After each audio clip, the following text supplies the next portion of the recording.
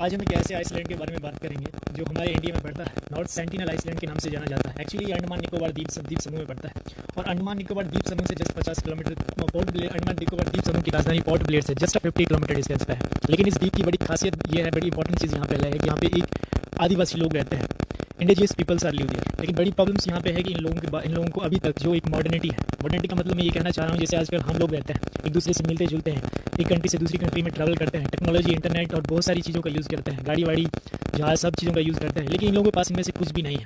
ये वैसे ही रहते हैं जैसे हमारी दुनिया, जब ये लाइफ बहुत टाइम पहले लोग रहा करते थे, जब मतलब अगर हम चले जाएँ आग के ज़माने में, किस टाइम जो आग का इन्वेंट हुआ था, तो ये वैसे ही रहते हैं। लेकिन यहाँ बड़ी दिक्कत ये है कि जैसे ही कोई लोग इनसे मिलने जाते हैं तो ये लोग को मार देते हैं। बिकॉज ये समझते हैं कि कोई भी जो बाहरी लोग इनसे मिलने आता है तो उसको ये अपना दुश्मन समझते हैं और उसको मार देते हैं। ये लोग अपने हर वक्त अपने हाथ में तीर कमान संभाले हुए रहते हैं, भाले तीर कमान वगैरह अपने पास रखते हैं और शरीर पे कोई कपड़े नहीं पहनते बिकॉज इनको कुछ पता ही नहीं है कि कपड़े क्या होते हैं। एक्चुअली कमर पे कुछ बांधते हैं। कुछ लोगों का मानना है कि ये कुछ कमर पे एक छाल वगैरह वृक्ष की बांधते हैं। इनका खाना पाने की अगर हम बात करें, ये खाते क्या है दोस्तों, तो लोग बहुत सारे लोग मानते हैं कि ये फिशेज की हंटिंग करते हैं, उसके साथ साथ ये पेड़ पौधे वगैरह को भी खाते हैं। तो ये इन चीज़ों को, फिशिंग की हंटिंग, पेड़ पौधों को खाते हैं दोस्तों। तो एक बात थी साल 1991 में जब त्रिलोकनाथ पंडित और मधुबाला नाम की एक लेडी जिनसे मिलने गई थी, वो एक फैमिली टॉक हुई थी इंडिया की तरफ से। 1991 की बात है। ये लोग इनसे मिलने आ रहे हैं तो इन लोगों ने इनको भी मारने का प्लान किया था।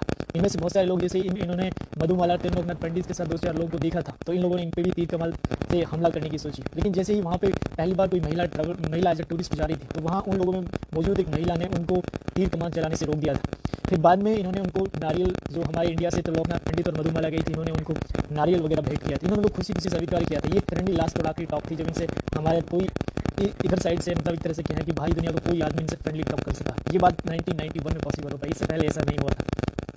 दरअसल एक छोटा सा द्वीप है ये, 23 वर्ग माइल्स में फैला हुआ छोटा सा द्वीप है। अकॉर्डिंग टू द 2011 का जो सेंसस हुआ था, पॉपुलेशन सेंसस, उसके हिसाब से अगर हम बात करें तो इसकी जनसंख्या बहुत ही छोटी है। इनके हिसाब से गवर्नमेंट ऑफ इंडिया ने यहाँ पर 13 से 15 घर के बीच में घर खोले थे और एस्टिमेट लगाया था कि 40 से लेकर 400 के आसपास में लोग यहाँ पर रहते होंगे।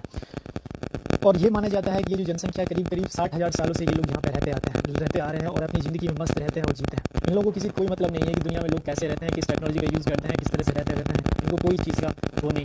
आज हम कुछ ऐसी चीज़ों के बारे में बात करेंगे, ऐसी कुछ इंपॉर्टेंट घटनाओं के बारे में बात करेंगे जब लोगों ने इनसे कॉन्टेक्ट करने की कोशिश की और कब लोगों को ये रियलाइज़ हुआ कि ये नॉर्थ सेंटिनल पीपल एक्चुअली एक अलग तरह से लोग हैं और ये हम लोगों की जो लैंग्वेज या कल्चर है उसको बिल्कुल नहीं समझते और ना ही हम इनकी कोई कल्चर या लैंग्वेज को समझ सकते हैं।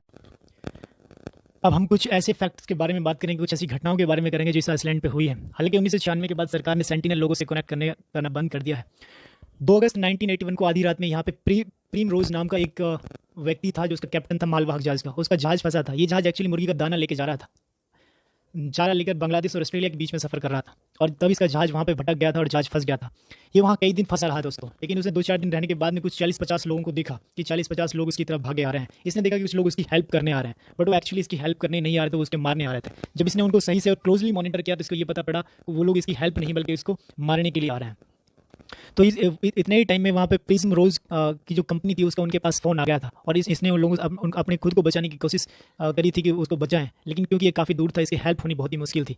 बट एक अच्छी बात ये थी कि जहाज़ काफ़ी बड़ा था। इन लोग की हवा काफ़ी तेज़ चल रही थी तो इनके जो तीर थे इनके उस तक पहुँच नहीं पा रहे थे और एक्चुअली जहाज़ पर चढ़ इसलिए नहीं पा रहे थे क्योंकि वो जहाज़ की ऊंचाई काफ़ी थी तो उसको पकड़ के चढ़ना बहुत मुश्किल इन लोगों के लिए हो रहा था। ऐसे ही 2-4 दिन वहाँ से बीत गए तब इंडियन नेवी ने इनको आकर वहाँ से बचाया था। ये सबसे फ्रेश घटना हुई थी 1980 में। आदिवासी लोगों को हमारे देश में 1952 के तहत एबोरिजिनल एक्ट 1952 को संरक्षण प्रदान है। Personal life to liberty article 21 इन पे भी लागू होता है। इनको भी लाइफ टू लिबर्टी है, ये भी अपनी लाइफ को जी सकते हैं। इसलिए गवर्नमेंट ऑफ इंडिया ने 1996 में ये डिक्लेयर कर दिया कि वहाँ पे इनको जीने का अधिकार, कोई भी वहाँ फोटोग्राफी वीडियोग्राफी और या वहाँ जाना बिल्कुल वर्जित कर दिया है। वहाँ कोई लोग ना जा सकते हैं, ना वीडियो बना सकते हैं, ना फोटो खींच सकते हैं। और 23 एनाटॉमिकल मील्स यानी करीब 25-30 किलोमीटर पहले ही इन लोगों को अब किसी भी ट्रैवलर या टूरिस्ट को पहले ही रोक दिया जाता है। एक हम आधुनिक मनुष्य के पेरिस आइसलैंड पे पड़ा था 1867 में। ये सेकंड घटना थी। तब भी एक मालवाहक जहाज जो था इस द्वीप के किनारे फंसा था।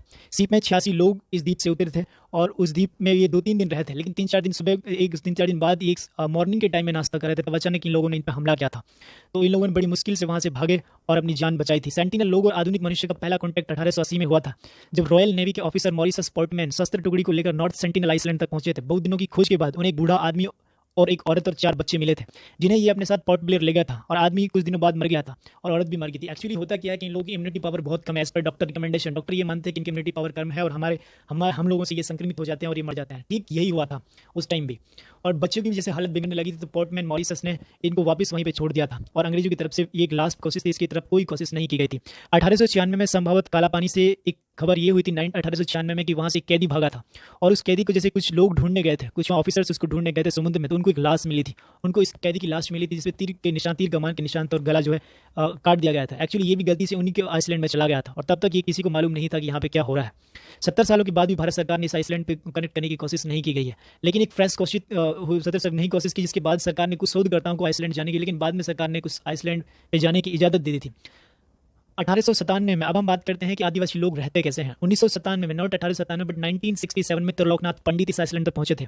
वो एक सरकारी दस्ते के साथ पहुंचे थे, उसकी नाव आइसलैंड तक पहुंची, दूरबीन से देखा तो सेंटिनल आदिवासी दिखाई दिए, लेकिन बोट देखते ही वो जंगल की ओर भाग गए। त्रिलोकनाथ पंडित और उनकी पार्टी ने कदमों के निशान का पीछा किया और अंदर जंगलों में उन्हें 18 झोंपड़ियां दिखाई दी।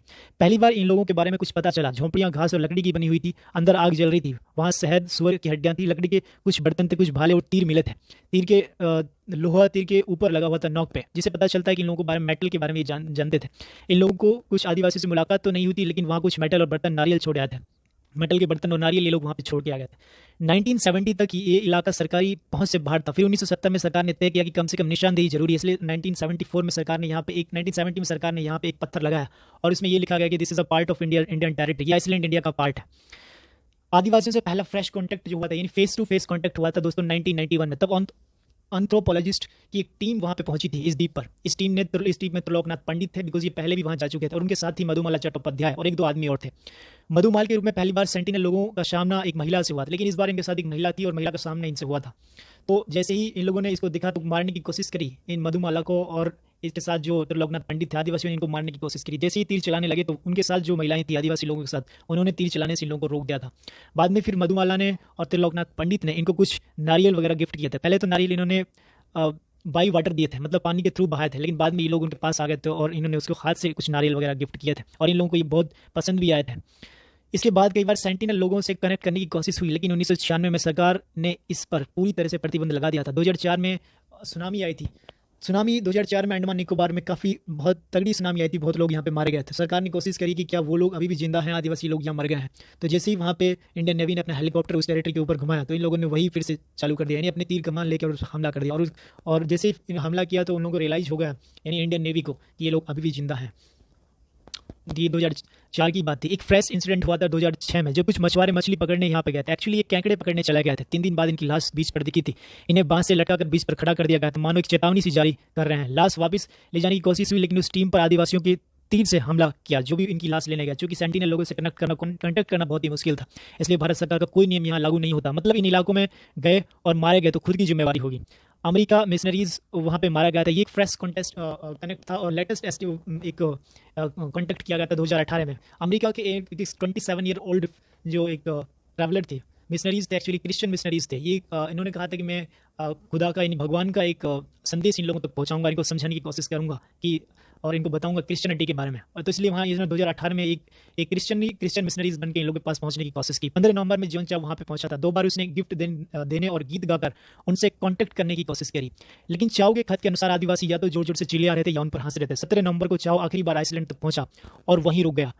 उसने बोट वाले ने उसे वापस लौटने के लिए कहा, लेकिन चाव ने बोट वाले को वापस भेज दिया। लेकिन बोट वाले ने सारा इंसिडेंट देखा। बोट वाले ने ये देखा कि जैसे ही चाव उनके पास पहुंचा, चाव को लोग मारते हुए घसीटते हुए ले गए थे, और उनकी लाश को कुछ दिन बाद अगले दिन लाश को मार के लटका दिया था। भारत की तरफ से कई कोशिश करी गई, चाव की जो अमेरिका का ट्रैवलर था उनकी जो डेड बॉडी थी उनको लाने की कोशिश करी गई थी, लेकिन सबका स्वागत तीरों से जोरदार किया गया था। अब दोस्तों हम लोग बात करते हैं कि एक नज़र ये डालते हैं कि इन लोगों के बारे में हमें अब तक पता क्या चलता है। पहली बात तो ये है कि ये लोग आदमखोर तो नहीं है। जैसे 1981 में जब एक जहाज़ फंसा हुआ था तो लोगों को मालूम नहीं, तो मानते थे कि जो यहाँ लोग, जो इस आइसलैंड पे जो लोग रहते हैं, यानी जो अंडमान निकोबार, सारे ही लोग आदमखोर हैं, जो ऐसा नहीं है। दूसरा कि लोग झोंपड़ी बनाकर रहते हैं और ज़मीन पर सोते हैं। इनमें आदिवासियों और औरतों की ऊंचाई लगभग बराबर होती है, 5 फुट के आसपास। गहरे सावले कलर के ये लोग होते हैं। पहनने के लिए कुछ नहीं होता, कमर पे जस्ट कुछ डाल लेते हैं। ये लोग आग जलाना नहीं जानते, बल्कि बिजली गिराने से चिंगारी जो उत्पन्न होती है उसको संभाल के रखते हैं। ये लोग खेती करना भी नहीं जानते, बल्कि आदि मानव की तरह शिकार करना और खाना इकट्ठा करते हैं। इनकी भाषा बाकी भाषाओं से जो अंडमान निकोबार द्वीप समूह में चलती है काफ़ी डिफरेंट है, यानी इन लोगों की भाषा समझना बहुत ही मुश्किल है। इस इलाके में ये 40 से लेकर 400 के आसपास में इनकी जनसंख्या बताई जाती है। As per latest estimate government of India जो सेंसस 2011 के हिसाब से यहाँ 440 से लेकर 400 के आसपास लोग रह सकते हैं। 15-20 घर हैं। ये नाव चलाते हैं लेकिन तैर नहीं सकते। सरकार की तरफ से यहाँ जाने पर पाबंदी